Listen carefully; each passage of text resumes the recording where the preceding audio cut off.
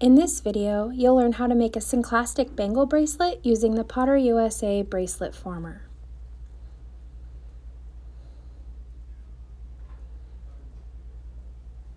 I'm starting with a large piece of patterned sterling silver wire, and I'm going to cut it to the length I need for the size bangle bracelet I'm making.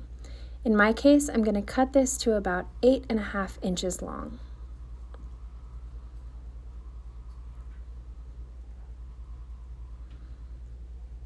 So I'm just marking where I need to cut, and then I can cut the strip to length using a shear.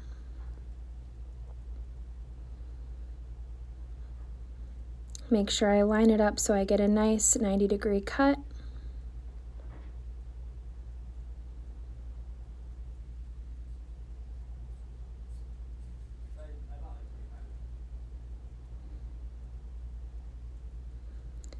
Trim off the excess metal. And then I'm going to just file the ends completely flat. When you use a shear, it does compress the metal a little bit so you don't have a perfectly flat end. And we need this perfectly flat end to get a really strong solder seam. Once my ends are flat, I can bend the bangle around so that the ends come together flat. I'm not worried about getting this fully round. I'm just worried about bringing those ends together for soldering. And it's stiff enough from rolling that I'm not able to easily bend it, so I'm going to go ahead and anneal the metal to make it more soft and malleable so that I can bend it to get those ends to come together. This will also help when I do go to solder. Sometimes when your metal is really hard and you form it into a ring or a bracelet, as soon as you start heating it for soldering, the metal relaxes and then your seam doesn't stay how you put it. Sometimes it'll open up a little bit or it'll move and get a little crooked, and so this will help keep the metal from warping when we go to heat it for soldering by annealing it now. So I'm just heating the metal up until it's a dull red glow.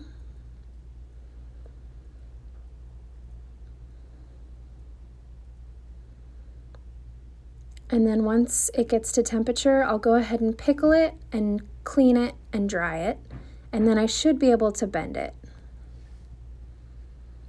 Okay, so my metal is fresh out of the pickle, cleaned, rinsed, and dried, and now I'm a little bit more easily able to bend these ends around. And this metal is super thick. It's definitely thicker than it needs to be. It's probably 14 gauge. You can definitely use thinner material. And when you're forming Synclastic or anti-clastic bracelets, they can actually be very thin because the compound curves make the form very strong. But here I have 14 gauge, so it's taking a little bit of muscle to bring these ends together, and that's okay. So I'm just kind of working the ends back and forth. I'm not worried about having the bangle be a round shape right now. I'm just worried about having those ends come together perfectly in a butt seam so that I can get a nice strong solder joint.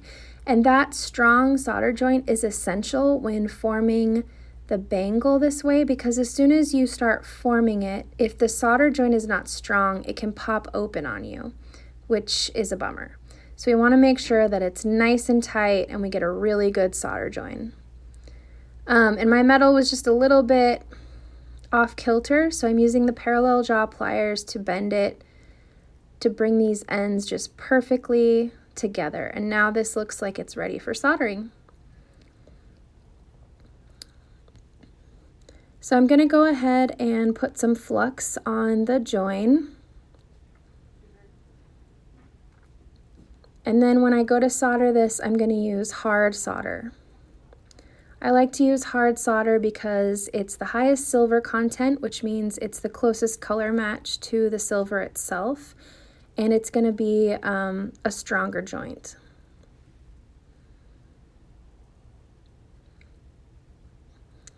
So I'm going to go ahead and start heating warming up that flux, boiling off some of the moisture, and then I'll start adding my little solder chips to that seam.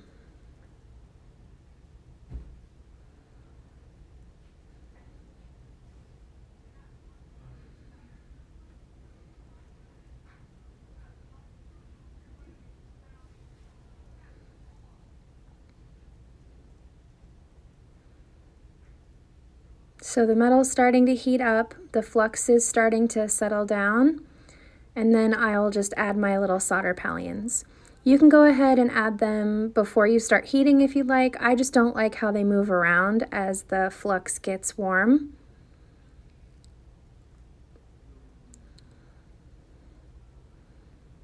So I like to do it this way.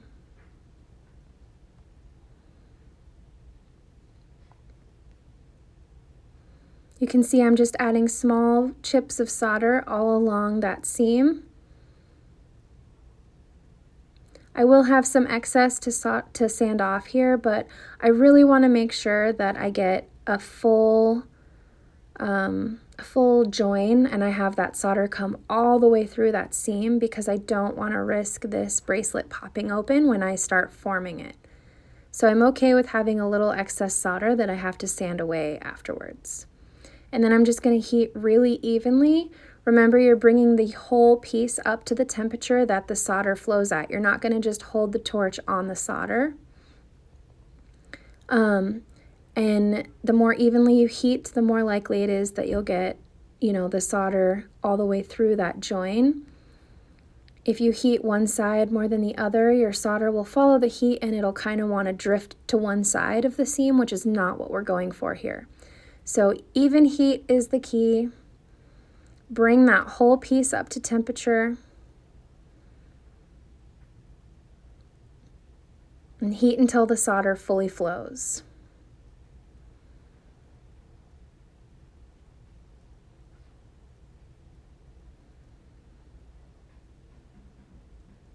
Okay, my solder is starting to flow, and I'm just gonna add another little piece here where I think I need a little bit more.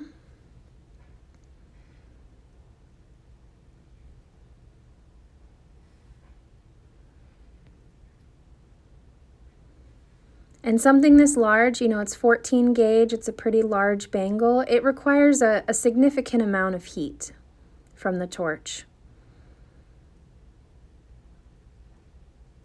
Okay, so my solder is flowing. Now I'm going to go ahead and take a look at the front here and make sure that my solder has flowed all the way through the seam. So I'm going to heat it up until I see that little flash of silver on the front of the bracelet. And you probably noticed that I soldered on the inside of the bracelet rather than the outside. That's because I didn't want the solder flowing into this beautiful roller printed texture I have. But I am going to use the heat to just draw the solder all the way through this seam and make sure that I see that flash through the seam on the front of the bracelet. So I'm going to just heat evenly, gently, until that solder reflows and I can see that faint flash on the front. I don't want to pull the solder, I don't want it to pool out on the front. I just want to make sure it's completely through the seam. Okay, that looks pretty good. I'm ready to pickle and clean it. And this is after it's out of the pickle. It looks pretty good. You can see my seam here. With the length I needed, it didn't perfectly align the pattern. I'm okay with that. And I do have some excess solder here in the middle, but nothing a file and some sandpaper can't take care of. So I'm ready to start finishing and rounding this out. And I want to go ahead and remove those little excess solder blobs before I start the forming process, just because I don't want to kind of beat the solder down into the surface of the silver. And here I'm just kind of opening the bracelet up a little bit with a plastic mallet so that I can fit it over the Synclastic former in the hydraulic press. All right, so here I'm at the hydraulic press and I have the PotterUSA bracelet forming frame. And this is why we designed this frame this way. So the pieces are all magnetic and they come apart so that you can slide your bangle onto that central bar and then put the former in place and then attach the whole frame to the upper platen on your press.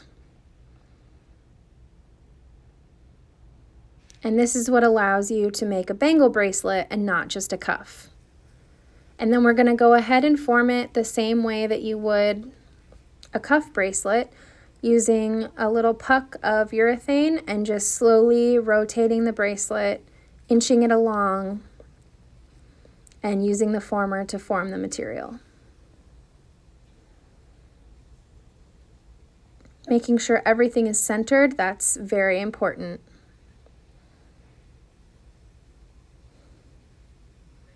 Okay, and then I'm just going to go ahead and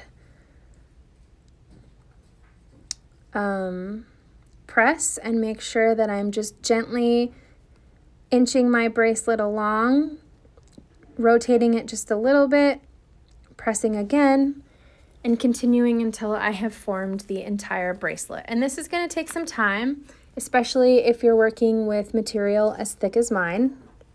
It does go a little quicker with thinner material.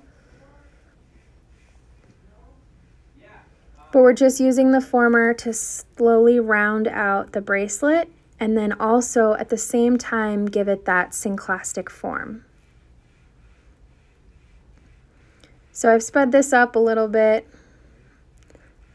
but this whole process, this pressing part of the process probably took about 30 minutes, just slowly working my way around the bracelet.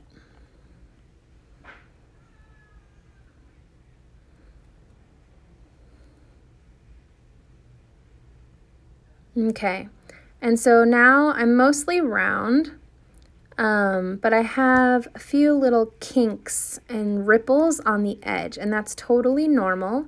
So what I'm going to do is I'm going to take my bracelet off and I'm going to go anneal it. And you probably would not have to do this if you're working with thinner material, but this is just so heavy. So I'm going to anneal again, and then I'm going to work on smoothing out those wrinkled areas. We're asking the metal to do a lot by forming it in this compound curve. Not only is it forming around in a circle, like around the wrist, it's also having that Synclastic form. So it's pretty complex forming, and it's putting a significant amount of stress on the metal, which is good. It's going to make the bracelet very strong and hard, so it will keep its shape. But that's why I'm annealing midway through the process, is just to relax the metal a little bit and make it a little easier on myself to smooth out those wrinkles. So again, I'm just heating it until I have that soft red glow.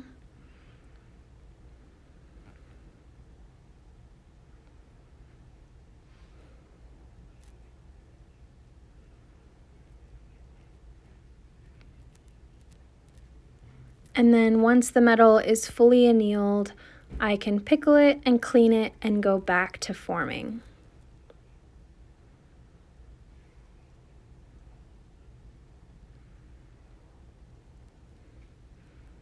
All right, so I think that's pretty good. I'll clean it. And now we're ready to continue to form and smooth out those slightly rippled areas. Putting the bracelet back on the bracelet former frame.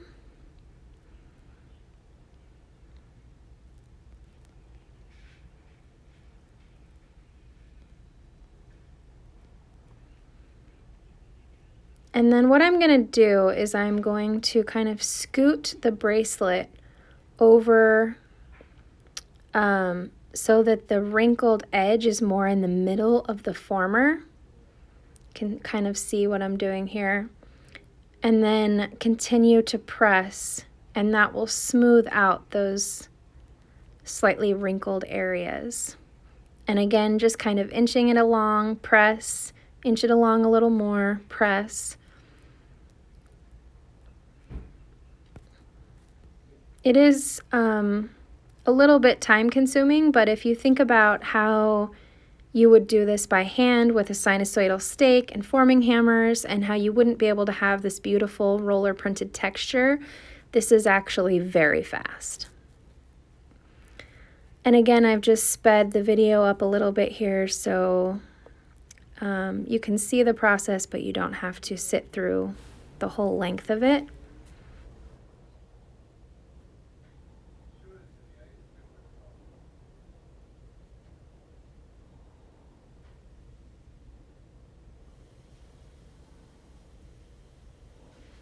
You can see how the urethane just forces the metal to take the form of the former and just really smooths everything out. Very gentle, even forming, even pressure. It just smooths all those areas out.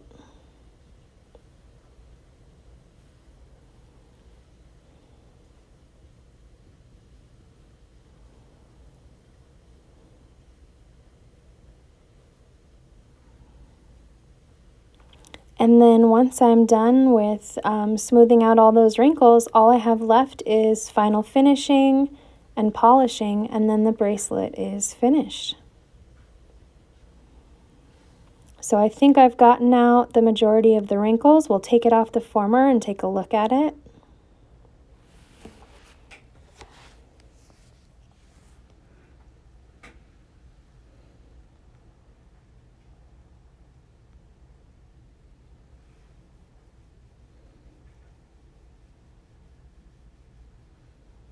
Looks pretty good. Nice and round, all the wrinkles are out, and so I'm ready for final finishing.